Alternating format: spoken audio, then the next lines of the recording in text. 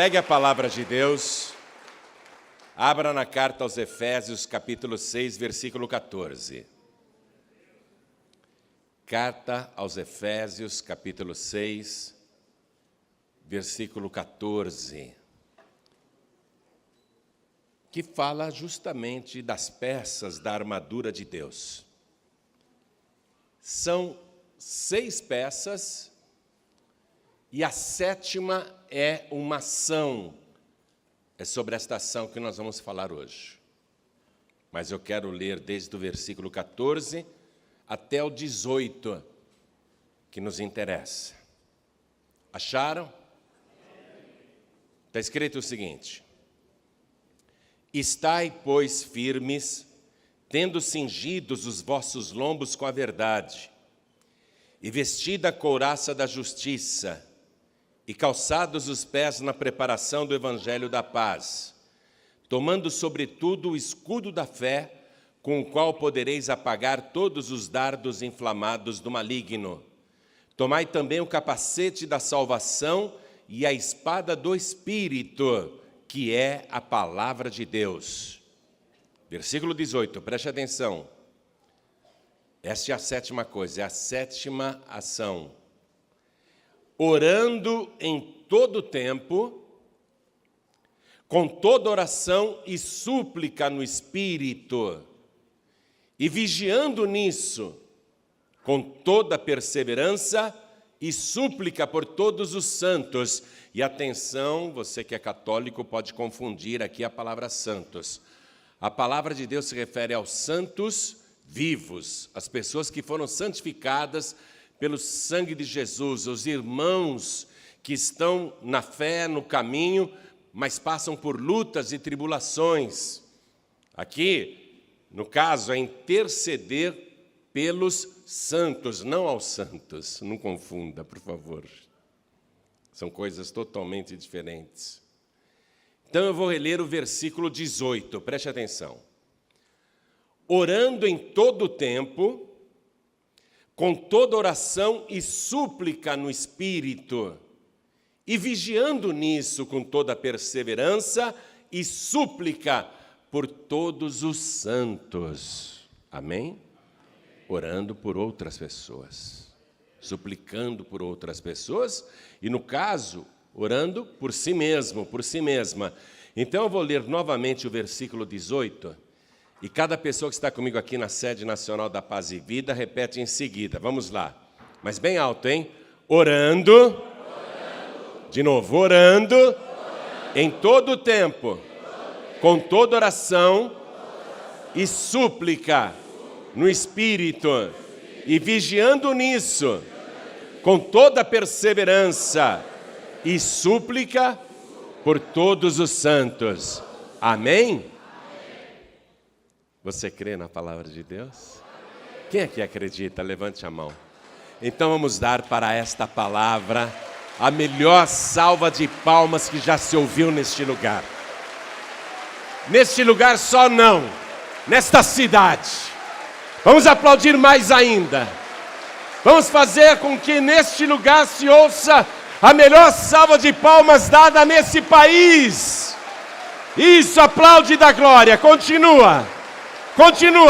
Vamos fazer estas palmas serem ouvidas lá no trono de Deus. Vai aplaudindo e glorificando. Abra a tua boca e dá glória. Enquanto você aplaude, diga glória, glória, glória ao teu nome, Senhor. Continua.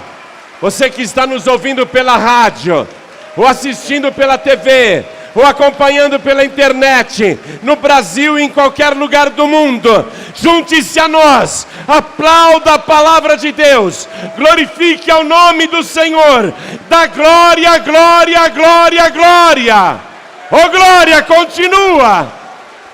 Pai querido e Deus amado, olha quanta gente te aplaudindo, te glorificando e te exaltando.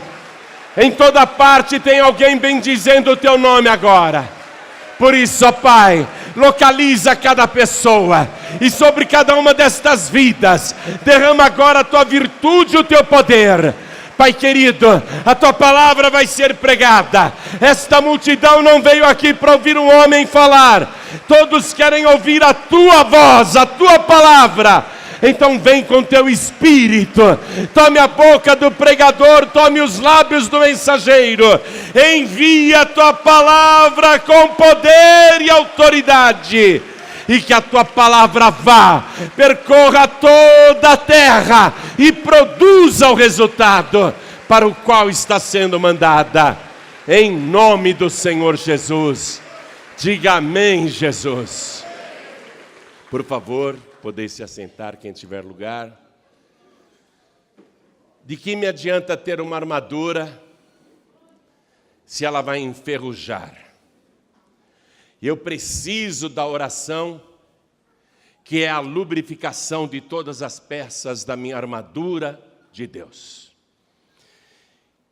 E aqui no versículo 18, nós vemos a ênfase dada, a necessidade de se orar em todo tempo, o tempo todo.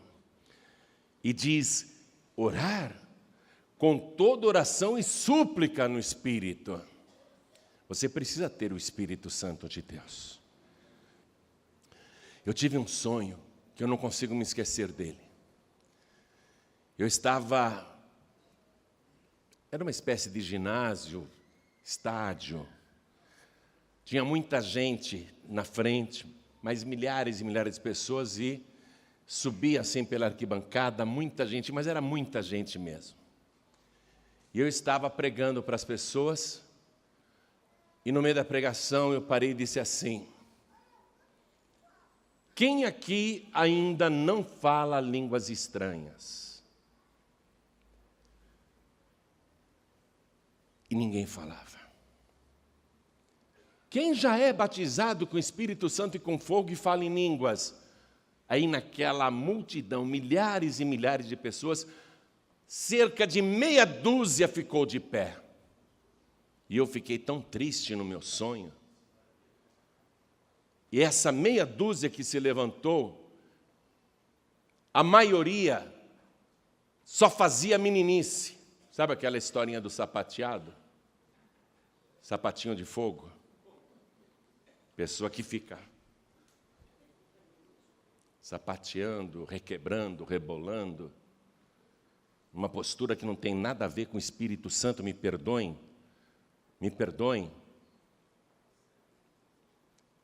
Mas seria até ridículo o Espírito Santo de Deus ter uma postura dessa, ficar requebrando, sapateando. O Espírito Santo, então, seria um espírito brincalhão, zombeteiro. E no meu sonho eu vi isso. Eu fiquei muito triste. Muito triste porque a igreja está sem o Espírito de Deus. A igreja busca Deus, mas está sem o Espírito de Deus, e os poucos que querem o Espírito de Deus estão sem orientação do que significa ser uma pessoa cheia do Espírito Santo de Deus. O que há muito é meninice, infantilidade na fé. Então a palavra aqui está dizendo, orando em todo o tempo, com toda oração e súplica, no Espírito. Orar e ainda falar em mistérios com Deus. Deixar o Espírito orar por nós.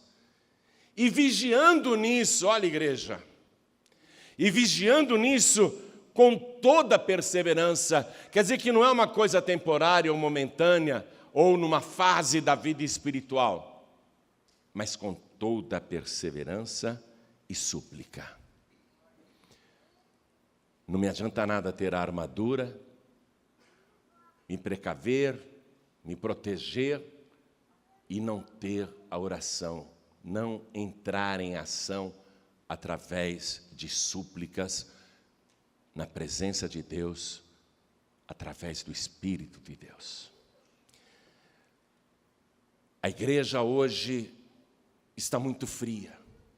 Eu não estou falando apenas da Paz e Vida, eu estou falando da igreja de Cristo. E o Senhor Jesus tinha previsto que nos últimos dias, por se multiplicar a iniquidade, o amor de muitos iria esfriar. As igrejas estão esfriando, os cristãos estão esfriando. As pessoas não falam mais em línguas estranhas. As pessoas não buscam mais o batismo com o Espírito Santo e com fogo, porque através do Espírito Santo, através do batismo com o Espírito Santo e com fogo, você consegue fazer isto que a palavra está dizendo: orando em todo o tempo, com toda oração e súplica no Espírito. Então a oração precisa estar presente na nossa vida, mas com súplica no Espírito Santo.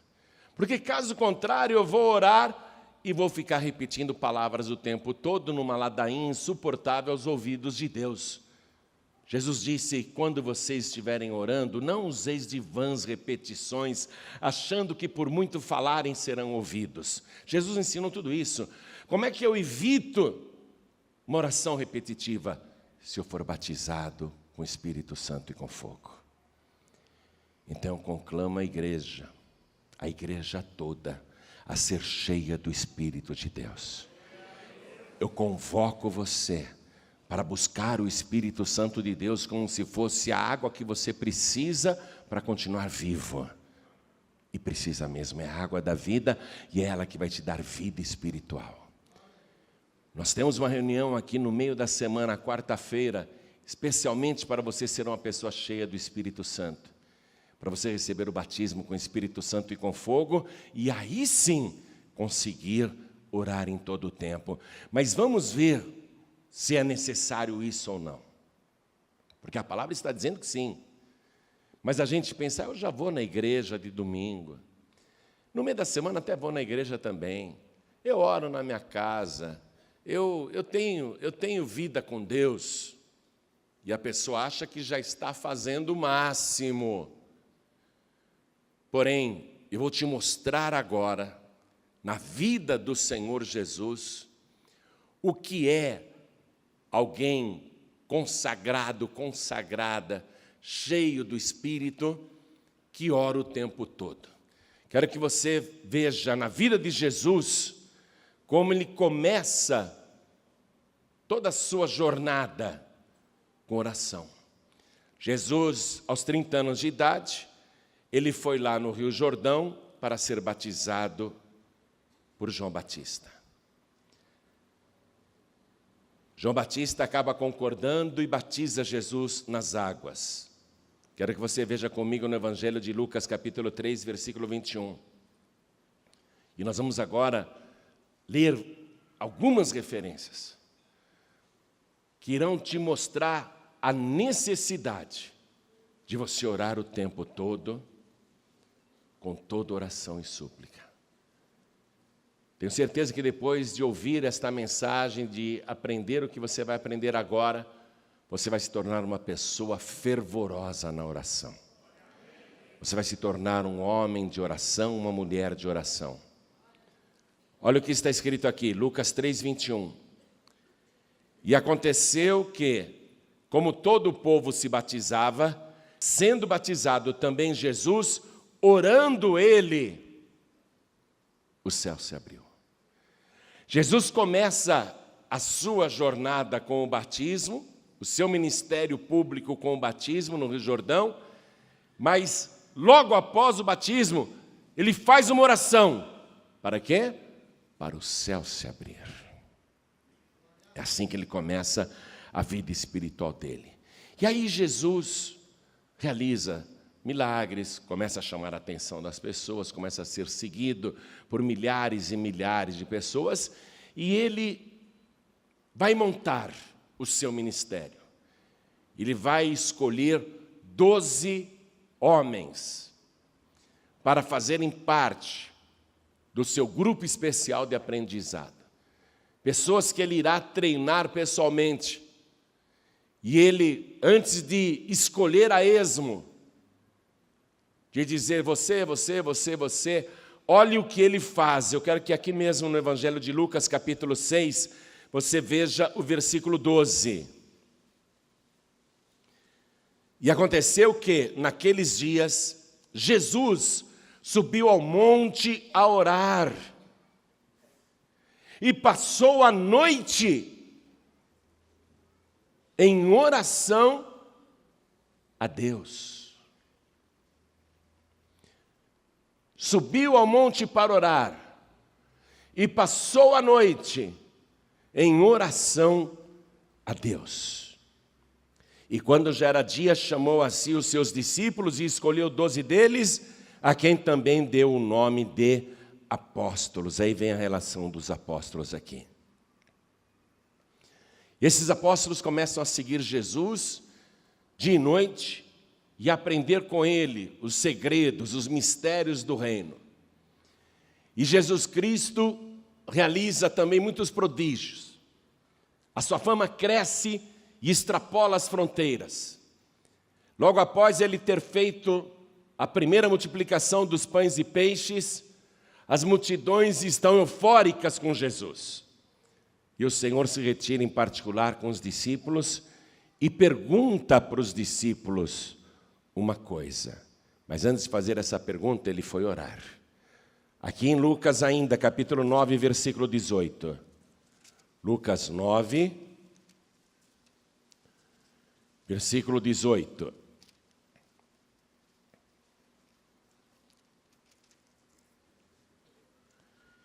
E aconteceu o quê?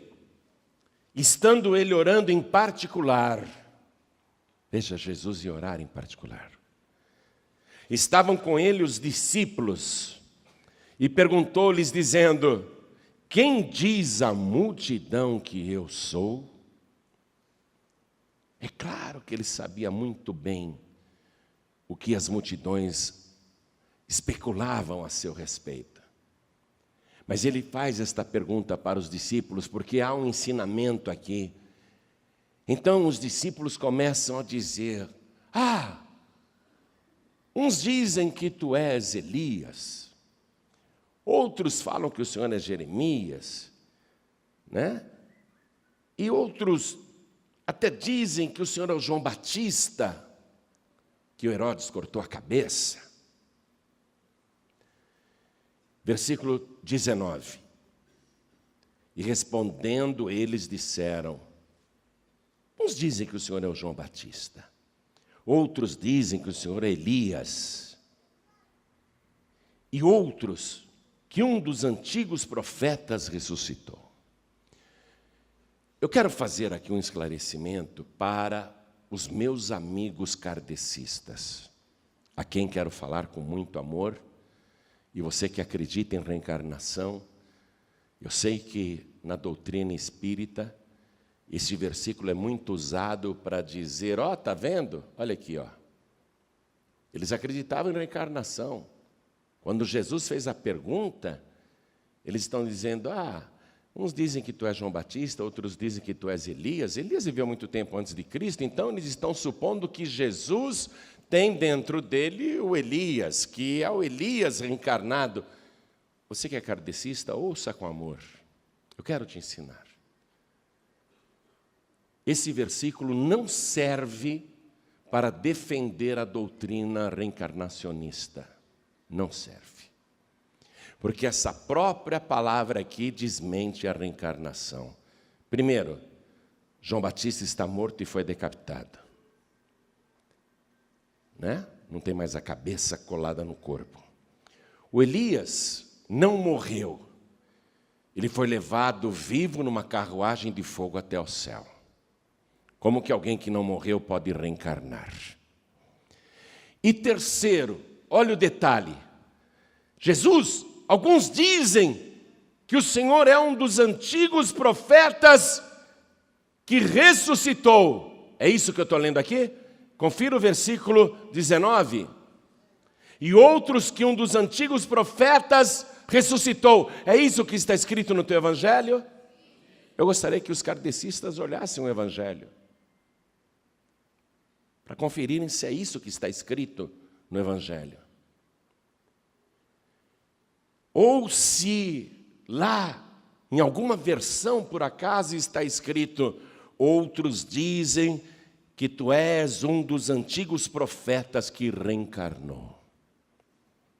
Não se está falando em reencarnação. Está se falando em ressurreição. Preste atenção. Um dos antigos profetas que ressuscitou. Então, quando alguém vier com essa história, com esse versículo, não é? Então você já sabe se defender, já conhece a verdade. Jesus disse: conhecereis a verdade, e a verdade vos libertará. Versículo 20, Jesus pergunta para eles. É a segunda pergunta agora. Primeiro, o que os outros pensam a meu respeito? Eles não falaram tudo. Eles tiveram respeito por Jesus. O que os outros dizem a meu respeito? Ah, Senhor, quer saber mesmo? Uns falam que o Senhor é um samaritano, que o Senhor é um endemoniado, que o Senhor é um falso profeta, que o Senhor é um enganador. Eles tiveram respeito por Jesus. Falavam muita coisa de Jesus. Jesus, ele sabe que aqueles que não conhecem falam muita coisa, inventam muita coisa. Por isso que Jesus agora faz a segunda pergunta para quem o conhece. E vós, que estão comigo dia e noite, que estão acompanhando a minha vida, que me conhecem no particular, vocês que me veem o tempo todo, que comem comigo, que bebem comigo, que viajam comigo, que pernoitam comigo, que contemplam sinais que eu faço, e vocês que ouvem as palavras que eu digo, que me conhecem intimamente, e vocês, quem dizem quem eu sou? E aí Pedro estava muito à vontade, porque ele conhecia Jesus de conviver com ele. Aí Pedro disse: tu és o Cristo, o Filho do Deus vivo. Quem conhece Jesus sabe quem ele é. Quem convive com Jesus sabe quem ele é. Ou seja, os que não conhecem Jesus dizem: ah, foi o espírito mais evoluído que já pisou nesse planeta. Me perdoem os kardecistas, porque é isso que eles ensinam. Quem não conhece Jesus, um grande profeta, como os muçulmanos ensinam, um grande profeta. Mas quem conhece Jesus sabe que ele é o Filho de Deus. E para você entender, ele não é um Deus menor, ele não é um Deus pequenino, ou menor do que o Pai, porque ele disse: eu e o Pai somos um. Eu gosto de ensinar as pessoas para elas entenderem facilmente. Aí eu pergunto assim, como se eu estivesse tratando com crianças: o filho do macaco é? O filho do macaco é? Macaco. O filho do ser humano é? Ser humano. E o Filho de Deus é? Então vamos aplaudir ao Senhor Jesus, porque Ele é Deus. Está compreendendo como é fácil? Então Jesus, para ensinar isso que você está aprendendo aqui assim, resumidamente, Ele foi orar. E Ele comenta aqui no final: não contem para ninguém o que vocês me disseram. Versículo 22. Porque é necessário que o Filho do Homem padeça muitas coisas, e seja rejeitado dos anciãos e dos escribas, e seja morto, e ressuscite no terceiro dia. Eu estou lendo e vou ler de novo. Eu vou ler com lente de aumento, e eu quero que você confira na sua também. Seja morto e reencarne no terceiro dia? Seja morto e o quê? Ressuscite no terceiro dia. Eu sou a ressurreição e a vida. Quem crê em mim, ainda que esteja morto, viverá. Ele não diz: quem crê em mim, ainda que esteja morto, reencarnará. Não. ressuscitará. Para ensinar estas coisas, ele foi orar. Foi orar. Eu confesso que eu estou bastante à vontade aqui, lendo esta palavra para você, vendo o exemplo de Jesus. Um dia ele pegou os discípulos mais chegados, que eram justamente Pedro, Tiago e João, e falou: vamos orar. Vamos lá no monte orar. E era de noite, estava tudo escuro. Aí Jesus começou a orar e os discípulos pegaram no sono. Aqui mesmo em Lucas capítulo 9, versículo 29.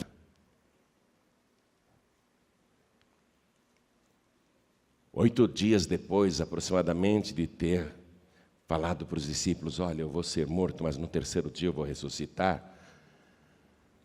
Ele pegou Pedro, Tiago e João e subiu ao monte a orar.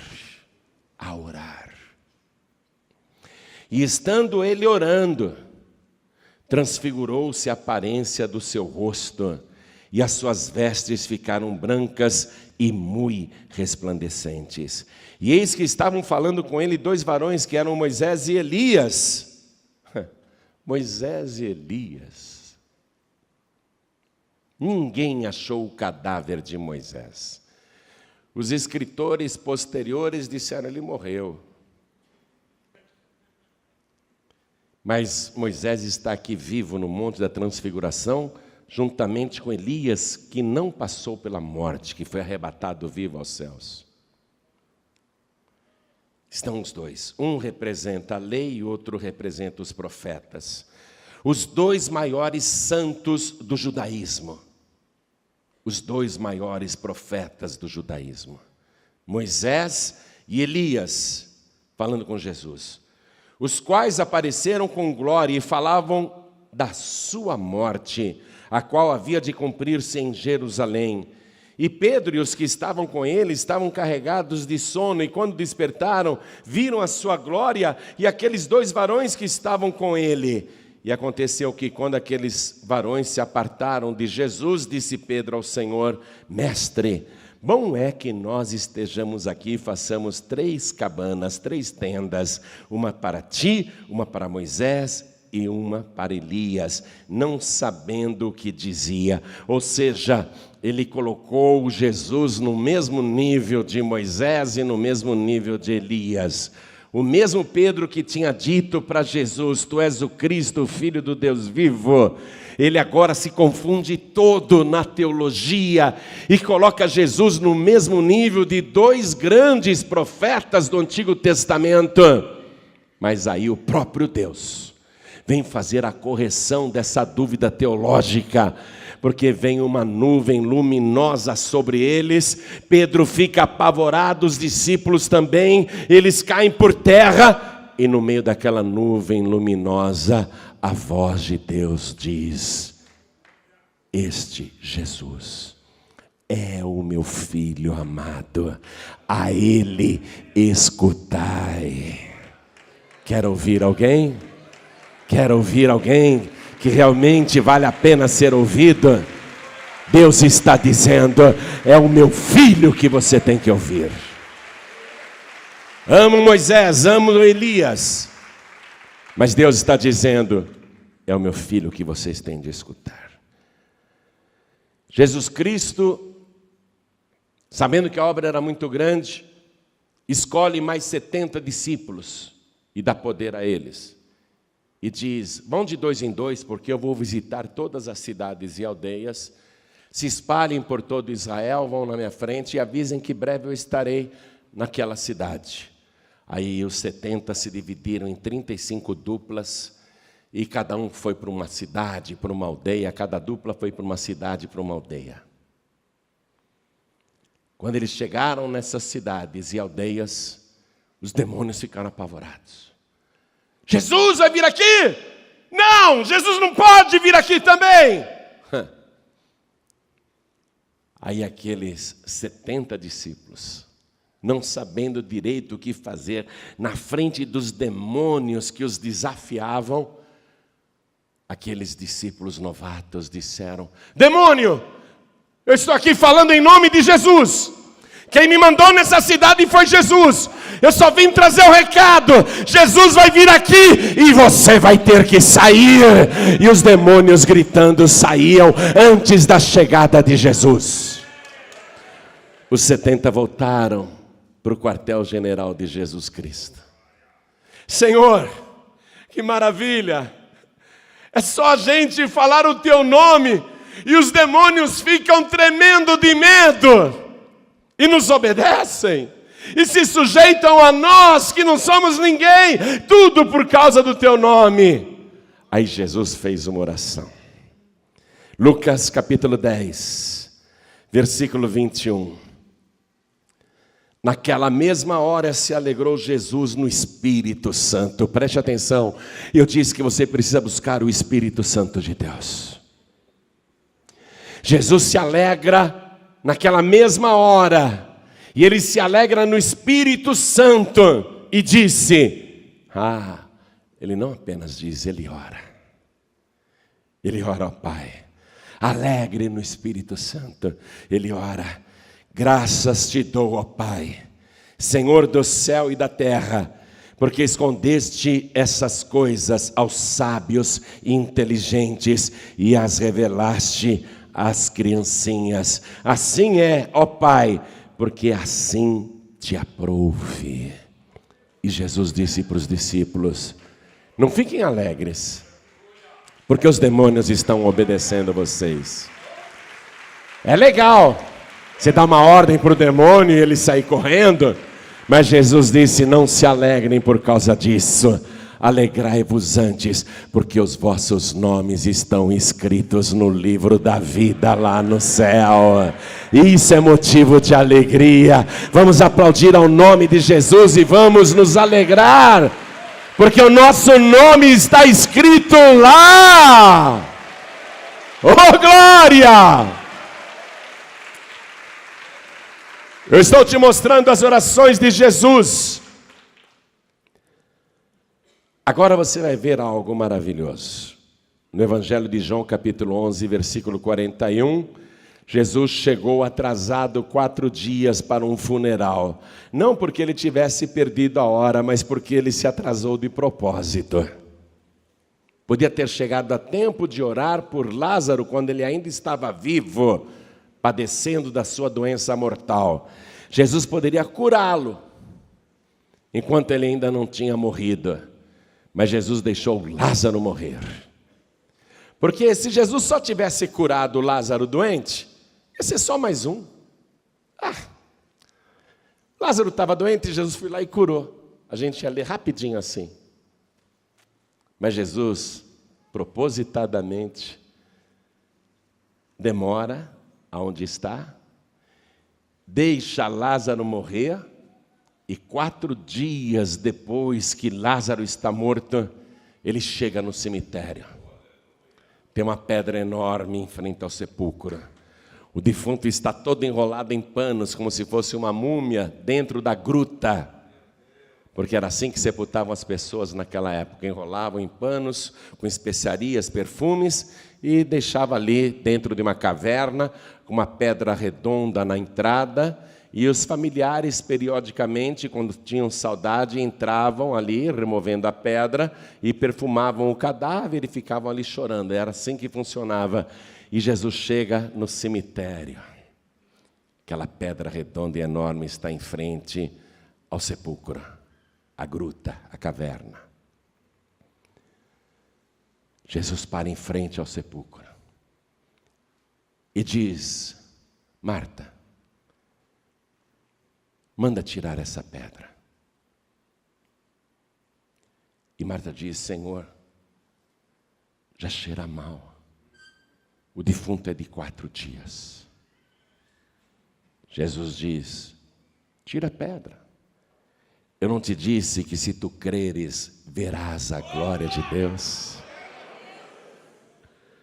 Aí, Marta manda tirar a pedra. Ela era a irmã mais velha, era a pessoa que tinha autoridade na família, era a dona do cadáver. Por favor, tirem a pedra, rolem a pedra. Rolaram a pedra, aquele cheiro de podridão, corpo decomposto, cheiro horrível. Jesus para em frente à entrada da caverna. E ele faz uma oração. Quero que você preste atenção nesta oração que ele fez, está lá no Evangelho de João, capítulo 11, versículo 41. Preste atenção nessa oração.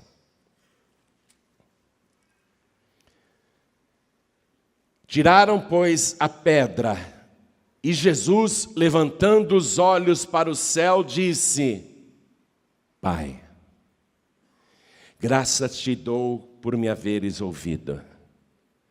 Eu bem sei que sempre me ouves, mas eu disse isso por causa da multidão que está ao redor, para que creiam que tu me enviaste.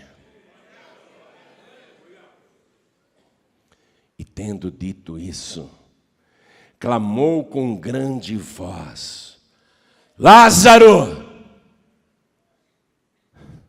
Quando ele disse Lázaro, o defunto levou um susto. Ele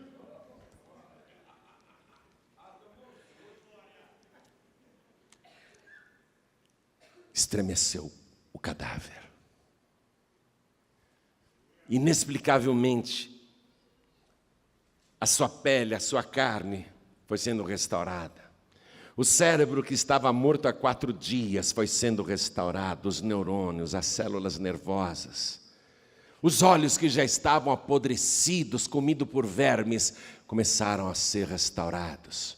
As narinas que já estavam comidas por vermes, elas foram restauradas. A boca, a garganta, a laringe, a faringe. E naquele processo instantâneo, todo o corpo de Lázaro apodrecido, o corpo foi restaurado à vida. E dentro daquele sepulcro, o defunto consegue se sentar. Pelas ataduras que estavam no rosto, ele consegue ver o clarão daquela gruta, o clarão da entrada da caverna. Que clarão é esse? Eu escutei uma voz, eu conheço essa voz, é a voz do meu amigo Jesus. Ele me mandou ir para fora. E ele vai andando com dificuldade na direção da entrada da caverna que tem aquela luz. Mas a verdadeira luz está depois da entrada. É a luz do mundo que é Jesus Cristo. E quando todos olham, lá está Lázaro ressuscitado de pé. Todos ficam cheios de temor. E Jesus, com toda a naturalidade: o que vocês estão olhando? Tirem a faixa dele, tirem as ataduras, deixem ele ir. E muitos creram em Jesus. Agora você reparou esta oração de Jesus, que em nenhum momento ele disse: "Oh Pai, o Lázaro, coitado, morreu. A Marta está triste, a Maria também. Eu chorei também aqui. Eu chorei na frente do sepulcro. Oh Deus, oh Pai, me ajuda. Eu vou mandar o defunto sair, não me envergonha não. Oh Deus, eu uso toda a minha fé agora, me ajuda para ressuscitar esse defunto." Foi isso que ele fez? Foi? Ele só disse: "Pai, graças te dou por me haveres ouvido. Eu sei que o Senhor sempre me ouve, toda oração que eu faço o Senhor me ouve. Mas eu disse isso por causa dessa multidão que está em redor, para que eles creiam que tu me enviaste." Aí Jesus simplesmente deu a ordem para o defunto sair. Ele nem disse: "Lázaro, ressuscita!" Nem isso. "Lázaro, vem para fora." Só isso. Jesus Cristo nunca orou para curar um doente. Olhe para mim que eu vou repetir isso. Ele nunca chegou na frente de um cego e ficou: oh pai, coitadinho, é cego de nascença, nunca viu a luz do dia, tem misericórdia. Oh pai, eu estou orando por ele, faz esse cego enxergar. Nunca, jamais. Jesus não usava oração para isso. Ele simplesmente dizia: vê, a tua fé te salvou. Jesus Cristo nunca chegou na frente de um paralítico e ficou orando: pai, coitadinho, esse homem não consegue andar. Ou esse outro é paralítico de nascença, coitado, nunca andou. Ô pai, eu vou colocar minha mão, faz esse paralítico andar. Nunca. Ele olhava para o paralítico e dizia: levanta-te, toma a tua cama e anda. E o paralítico andava. Ele nunca orou para um leproso: oh pai, coitadinho, a pele dele toda podre, ele cheira mal, está coberto de feridas da cabeça até os pés, tem misericórdia, pai. Cura esse leproso, eu estou pondo a minha mão nele, estou tocando nele, cura. Não. Jesus nunca usou oração para curar um doente. Ele dizia para o leproso: eu quero que você fique limpo agora. E na mesma hora, a pele era restaurada.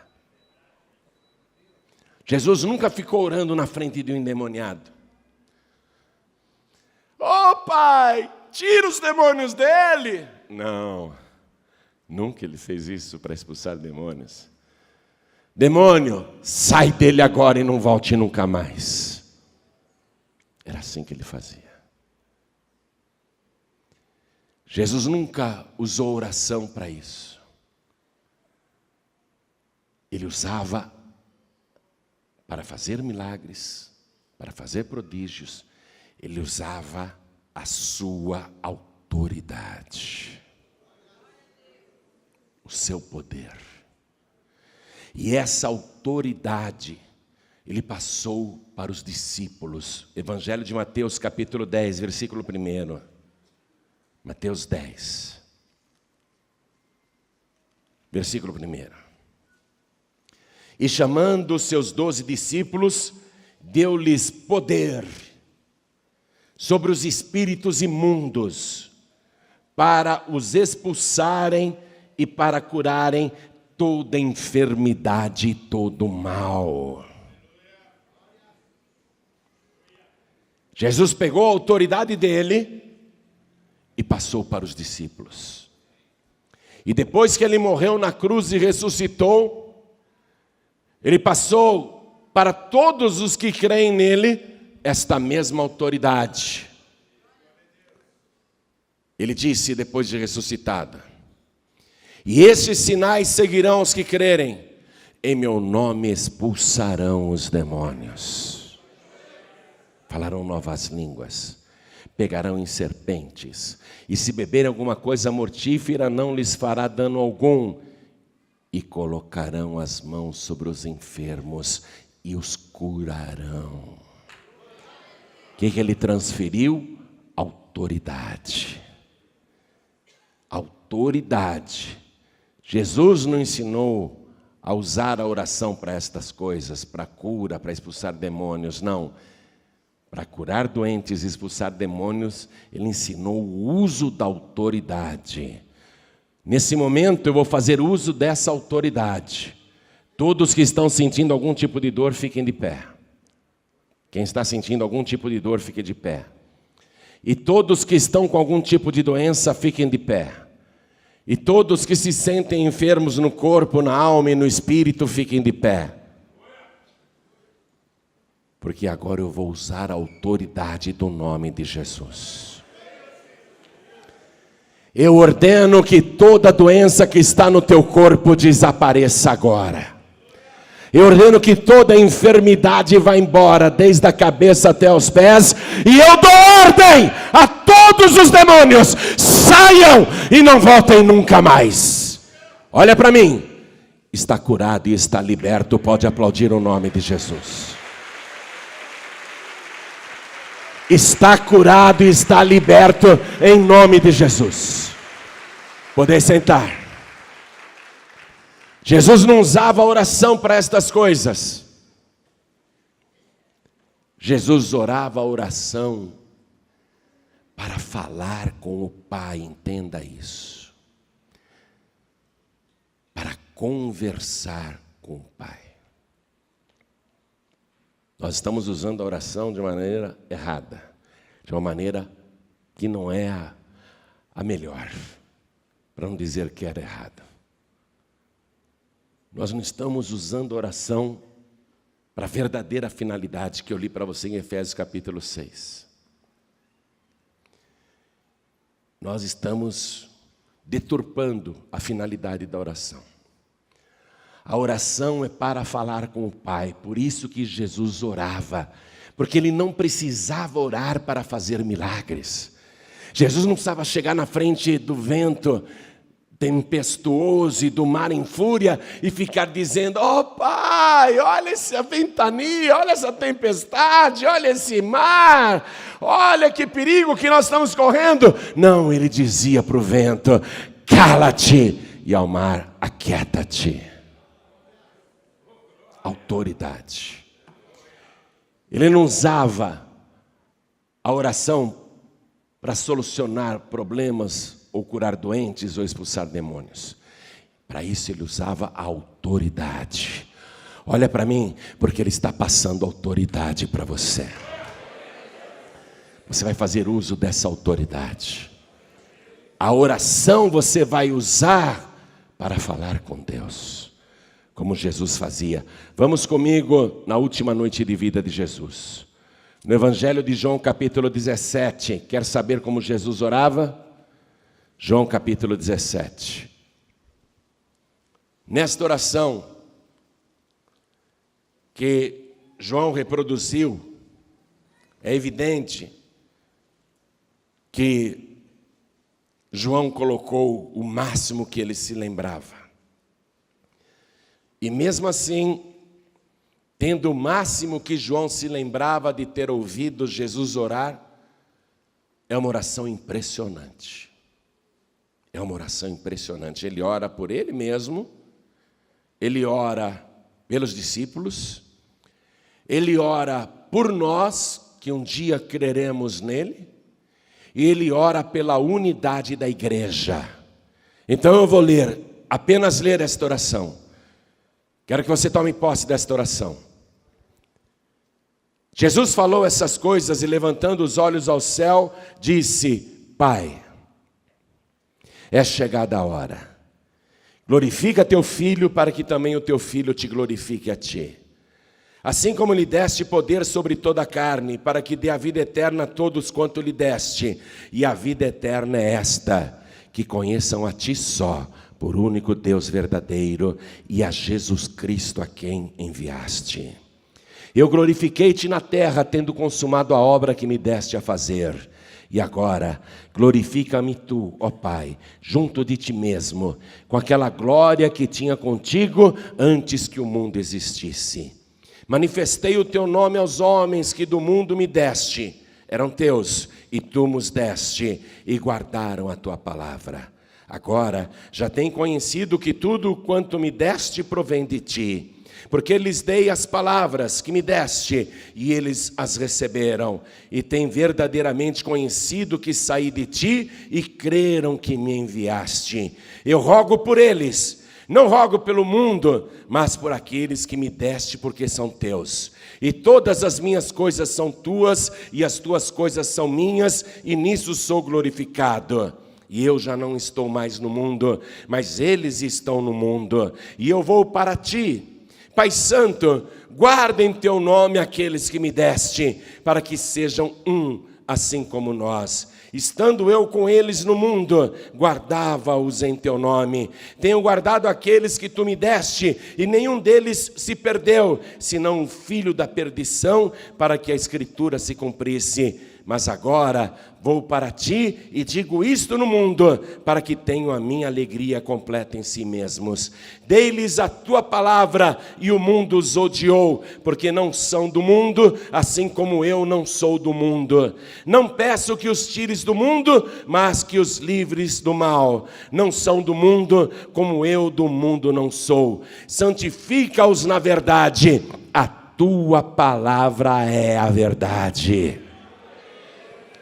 Você está sendo santificado agora pela palavra que você está ouvindo. Versículo 18, Jesus continuando a orar diz: assim como tu me enviaste ao mundo, também eu os enviei ao mundo, e por eles me santifico a mim mesmo, para que também eles sejam santificados na verdade.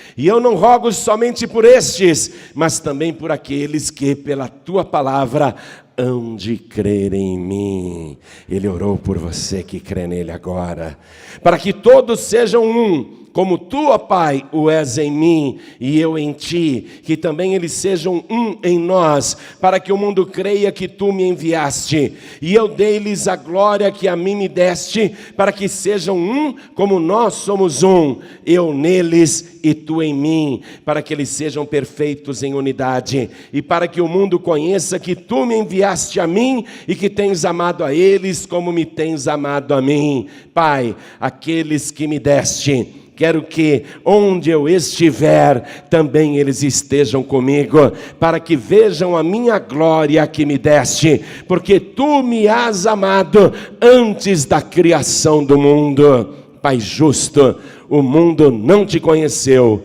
mas eu te conheci, e estes conheceram que tu me enviaste a mim, e eu lhes fiz conhecer o teu nome, e lhe farei conhecer mais, para que o amor com que me tens amado esteja neles, e eu neles esteja.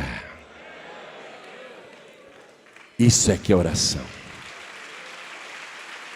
A finalidade da oração. Orar o tempo todo com toda oração e súplica no Espírito, intercedendo por outras pessoas. Veja que a leitura que eu fiz no início da mensagem na carta aos Efésios é exatamente a prática de Jesus Cristo. E aí Jesus vai para o Getsemane. Estou terminando a mensagem, mas eu quero te mostrar isso. É um momento de grande angústia. E ele não esconde que está deprimido. Jesus vai orar. Com toda aquela depressão. Ele diz: a minha alma está triste até a morte. Os discípulos olham para ele e vê que ele começou a se angustiar e a ter pavor. Está escrito no Evangelho. Aí Jesus vai e leva os discípulos no Getsemane. Evangelho de Mateus, capítulo 26. Estou terminando a mensagem. Mateus capítulo 26, versículo 36. Então chegou Jesus com eles a um lugar chamado Getsemane e disse a seus discípulos: assentai-vos aqui, enquanto vou além orar. E levando consigo Pedro e os dois filhos de Zebedeu, quer dizer, Tiago e João, começou a entristecer-se e a angustiar-se muito. Então lhes disse: a minha alma está cheia de tristeza até a morte. Ficai aqui e vigiai comigo. E indo um pouco adiante, prostrou-se sobre o seu rosto, orando. Olha isso. Prostrou-se sobre o seu rosto, orando e dizendo: meu Pai, se é possível, passa de mim este cálice, todavia não seja como eu quero, mas como tu queres. A oração é para falar com o Pai. E voltando para os seus discípulos, achou-os adormecidos e disse a Pedro: então nenhuma hora pudeste vigiar comigo? Vigiai e orai, para que não entreis em tentação. Na verdade, o espírito está pronto, mas a carne é fraca. E indo segunda vez, orou dizendo: meu Pai, Se este cálice não pode passar de mim sem eu o beber, faça-se a tua vontade. E voltando, achou-os outra vez adormecidos, porque os seus olhos estavam carregados. E deixando-os de novo,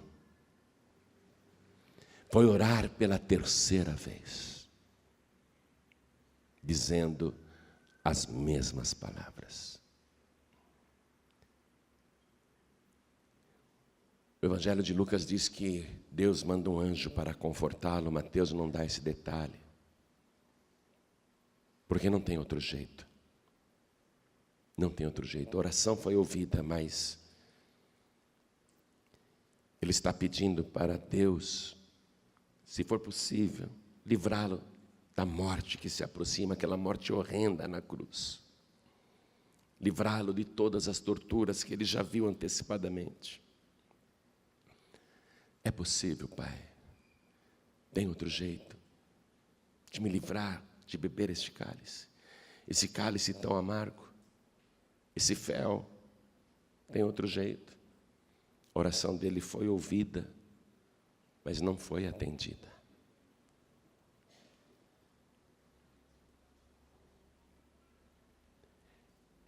Jesus disse: se não pode ser como eu estou pedindo, então seja feita a tua vontade. Ele se sujeita à vontade do Pai. Aí Jesus se levanta da oração. Ele está banhado já de sangue, porque Lucas nos dá o detalhe também que ele orando, seu suor se converteu em grandes gotas de sangue que escorriam até o chão. Aí ele chegou outra vez junto dos discípulos, estou lendo o versículo 45, e disse-lhes: dormi agora e repousai, eis que é chegada a hora, e o Filho do Homem será entregue nas mãos dos pecadores. Levantai-vos, partamos, eis que é chegado o que me trai. Voluntariamente Jesus Cristo vai ao encontro de Judas Iscariotes e da multidão que está ali para prendê-lo, e vai haver uma tortura muito grande, falsos julgamentos, ele já está pré-condenado à morte, a sentença foi dada antes do julgamento, ele não escapará. E na sexta-feira, às 9h da manhã, ele é crucificado. Vá comigo em Lucas capítulo 23, versículo 33.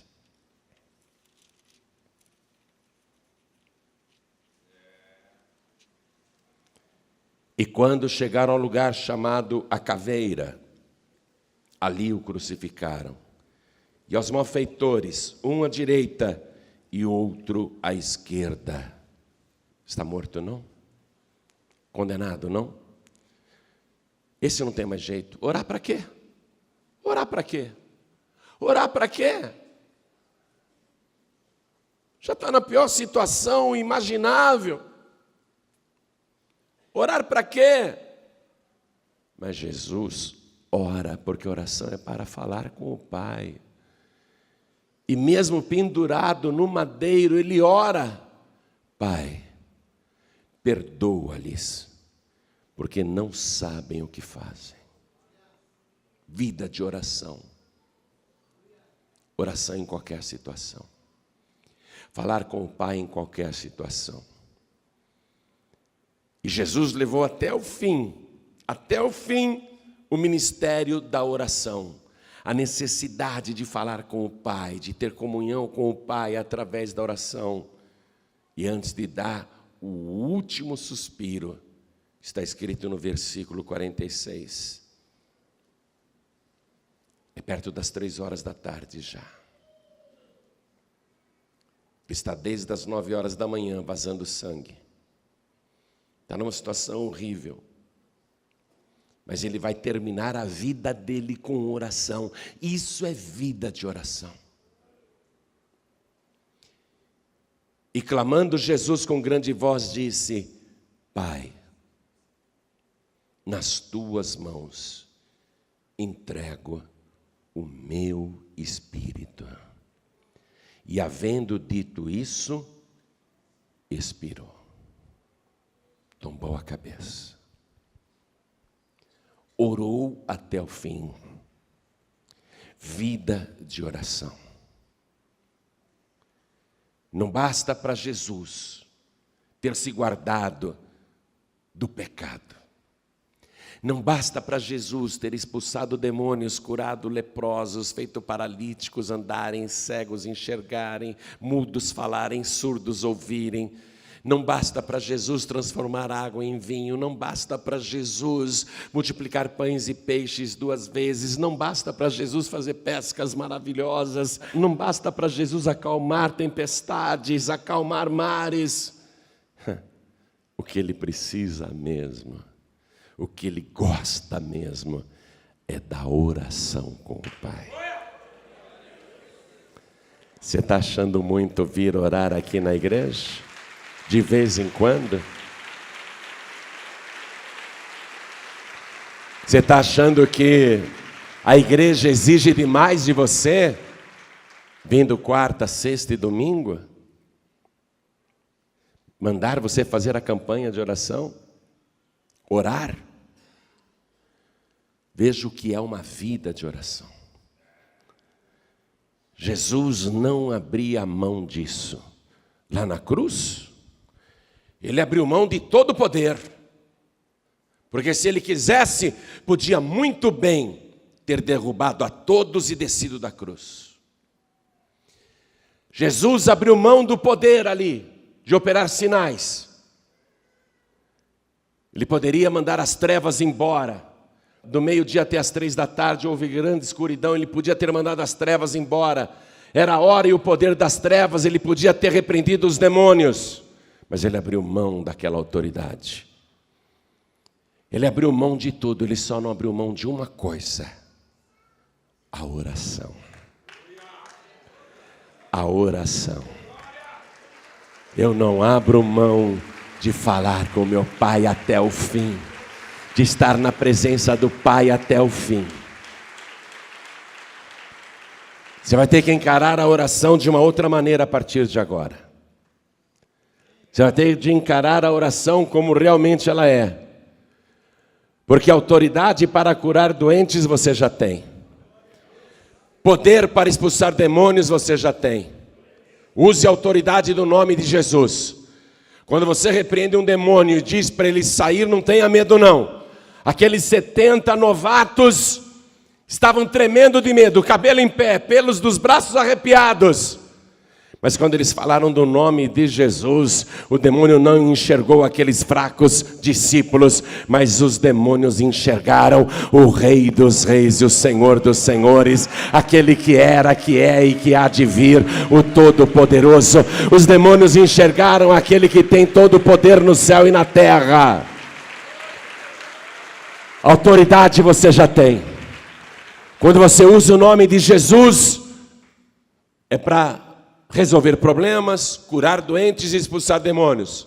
Faça isso. Não precisa ficar choramingando não, na presença do Pai. Usa a autoridade do nome de Jesus para resolver todos os problemas do teu dia a dia. E usa a oração para falar com teu Pai Celestial. A minha oração mudou tanto. A minha particular. Estou falando a minha particular. Claro que se alguém chega para mim e fala: pastor, ora para eu arrumar um emprego, eu oro. Pastor, ora para eu ficar curado, claro que eu oro. Pastor, ora para mandar o mal que está na minha vida, claro que eu oro. Mas a minha oração particular mudou. Eu não vejo mais sentido na minha oração particular, que eu faço o tempo todo. Não falo isso para me gabar, porque é uma coisa que está em mim. É uma coisa que está em mim. Eu levanto de madrugada, eu gosto, eu pulo da cama. Mas eu não vejo mais sentido dobrar os meus joelhos no meio da madrugada para ficar pedindo coisas para Deus. Eu não consigo mais. Toda vez que eu me ajoelho e olho para o céu estrelado, eu só quero dizer uma coisa, né? Pai, eu te amo cada vez mais. Eu te amo muito. É a única coisa que eu tenho necessidade, orar para falar com o Pai. Não tenho mais necessidade de pedir coisas. E às vezes eu fraquejo, peço uma coisinha, peço outra, porque no momento da luta e da aflição, até Jesus pediu em causa própria. Mas mesmo quando eu peço qualquer coisa em causa própria, eu já não me sinto bem. Não me sinto bem pedindo nada em causa própria, porque agora eu conheço Deus de uma tal maneira que eu tenho certeza absoluta que Deus cuida de mim. Ele sabe de todas as coisas da minha vida. Ele sabe o que está acontecendo, o que vai acontecer, o que eu estou precisando e o que eu irei precisar. Eu só quero dizer isso para Deus. Eu te amo, Pai. A minha oração já mudou. Vou orar por você, claro. Se você quiser que eu ore, ora. Sem dúvida. Mas a tua oração vai ter que mudar. Você não precisa ficar orando para resolver problema. Manda o problema ser resolvido e acabou. Você não tem que ficar orando, suplicando para os demônios pararem de te atormentarem. Ah, pastor, no meu quarto é vulto para lá, vulto para cá, são vozes do além, barulhos na casa toda. Eu fico orando para Deus, oh Deus, me livra dos demônios. Ah, faça-me um favor. Deus diz, espera aí, eu já te dei autoridade.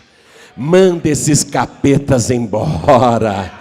Usa a autoridade do nome de Jesus e manda esses demônios para os quintos dos infernos.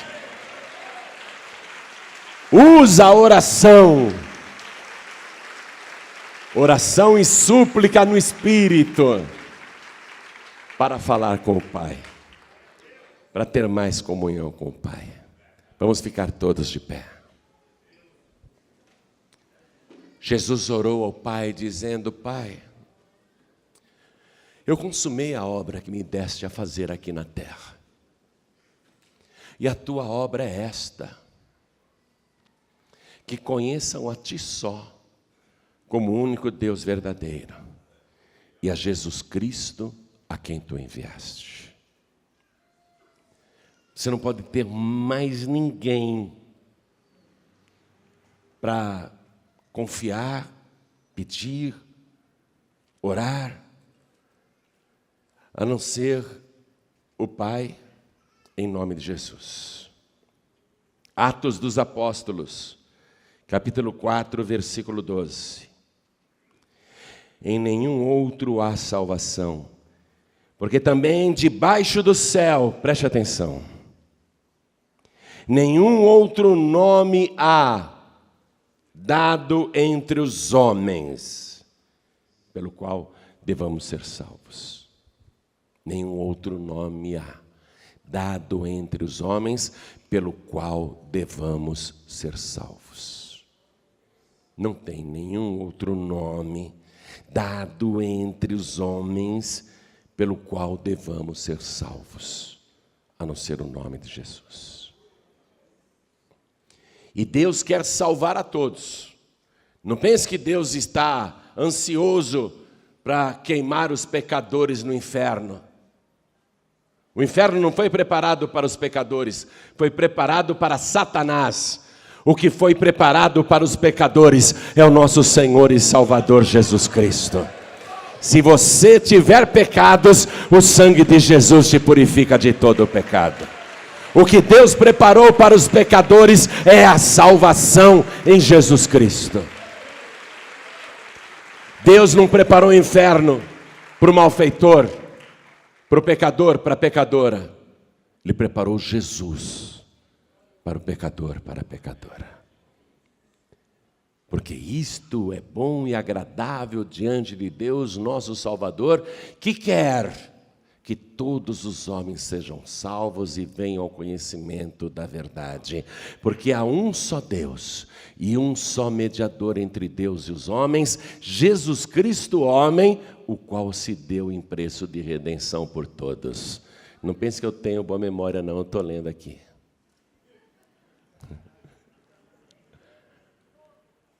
Só um salva. Só um salva. Só um salva.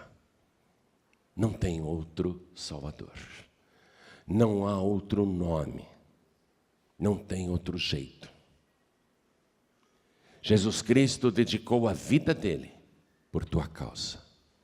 Guardou-se do pecado por tua causa. Morreu por tua causa. E ressuscitou por tua causa. Ele subiu aos céus e disse: eu vou preparar-vos lugar. E depois que tudo estiver preparado, eu virei outra vez.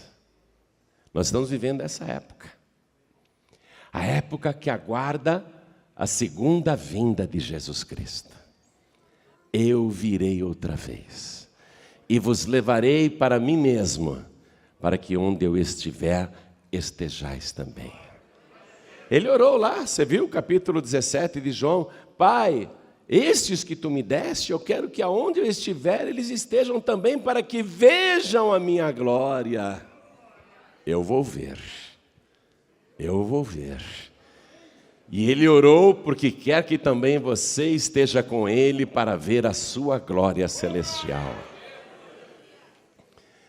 Então, sabendo que não há outro caminho, que não há outro meio e não há outro Salvador, eu pergunto para todos que estão aqui: quem, ouvindo a palavra, quem, sabendo que não tem outro jeito, quer receber agora o Senhor Jesus como único, suficiente, exclusivo e eterno Salvador? Quem quer, erga a mão direita assim bem alto. Todos que querem, ergue bem alto e acena com a tua mão. Fala: eu quero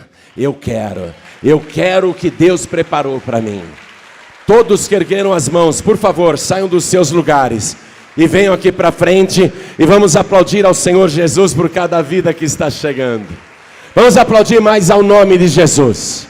Vamos aplaudir mais ao nome de Jesus por cada vida que está chegando. Vamos aplaudir mais, igreja. Vem, vem.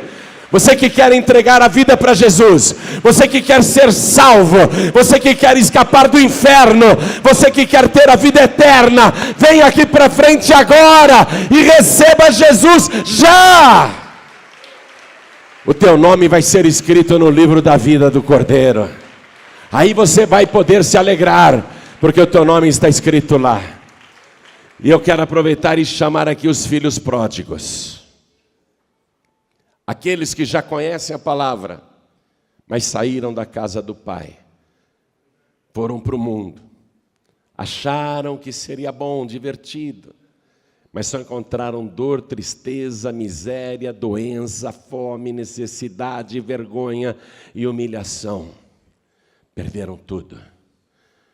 Filhos que saíram da casa do Pai, mas que agora estão tristes, arrependidos, reconhecem o erro, sabem que erraram e querem pedir perdão ao Pai. Querem fazer como o filho pródigo, que disse: eu vou me encontrar com o meu pai e vou dizer: Pai, eu pequei contra o céu e pequei contra ti. Eu não sou digno de ser chamado teu filho. Me faça como um dos teus empregados, mas deixa eu ficar contigo. Deixa eu ficar contigo na tua casa. E quando o filho pródigo volta, ele é restaurado com todas as honras. Ele é abençoado pelo Pai. Nenhuma crítica, nenhuma ofensa, nenhuma censura.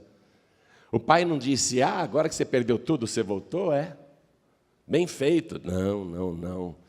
O Pai abraçou o filho que tinha ido embora, beijou, mandou trocar as roupas, colocar sandália nos pés, mandou colocar um anel no seu dedo, representando o poder e a autoridade, e mandou dar um banquete, uma festa.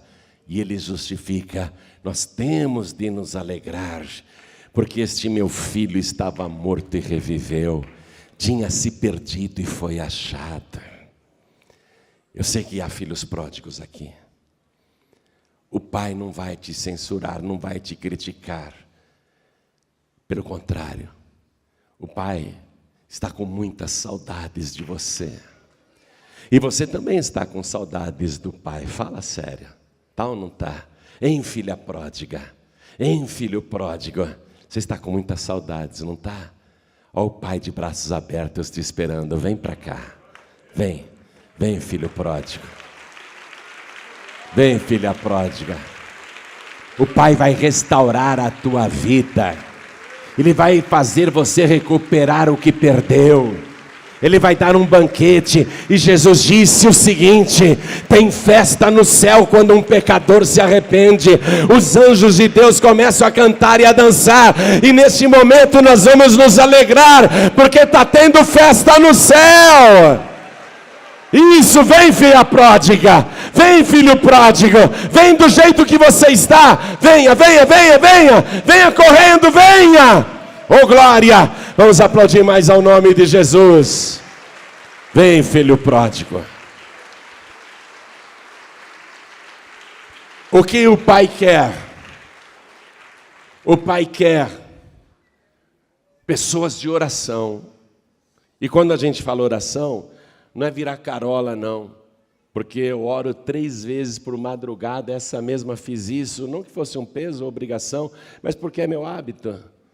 Mas se você olhar o meu joelho, eu não tenho um joelho de carola. Sabe como é que é joelho de carola, né? Sabe aquelas carolas que ficam ajoelhadas em cima do feijão e do milho, rezando o terço? Que o joelho está todo calejado? Meu joelho não. Meu joelho não tem um calo. Vive no chão. Eu acho que depois dos meus pés, os meus joelhos são os que mais ficam no chão. Mas, eu tenho a joelheira da armadura de Deus. Por isso que eu consigo andar. Nada atinge o meu joelho, nada. O meu joelho está protegido. Você que hoje está aqui e diz: pastor, tudo que eu ouvi a respeito da oração me fez até sentir vergonha. Porque eu gostaria, na verdade, de ser uma pessoa de mais oração. Agora eu compreendi que a oração é para eu ter comunhão com o Pai, para conversar com o Pai. Para curar doentes, expulsar demônios e resolver problemas, eu tenho autoridade. Mas a oração é para eu conversar com o Pai. Orar o tempo todo no Espírito. E eu quero ser esta pessoa de oração a partir de hoje. Você que diz isso, a partir de hoje eu quero ser uma pessoa de oração, assim como Jesus era.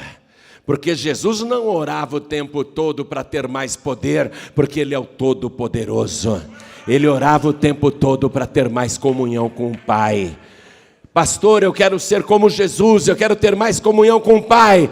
Então vem aqui para frente, porque você vai colocar o teu joelho no chão e o Espírito Santo de Deus vai te revestir da cabeça até os pés e você vai ser cheio do poder de Deus. E vamos aplaudir ao nome de Jesus.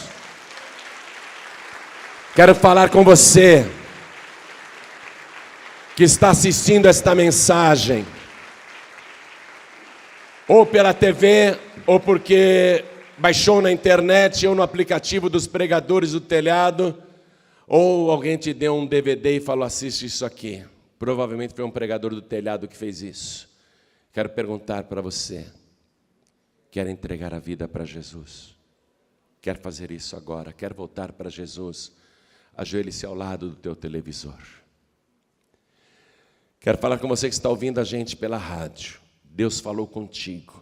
Quer tudo isso? Quer agora tomar posse de tudo isso? Quer entregar a vida para Jesus? Quer voltar para Jesus? Quer ser uma pessoa de oração?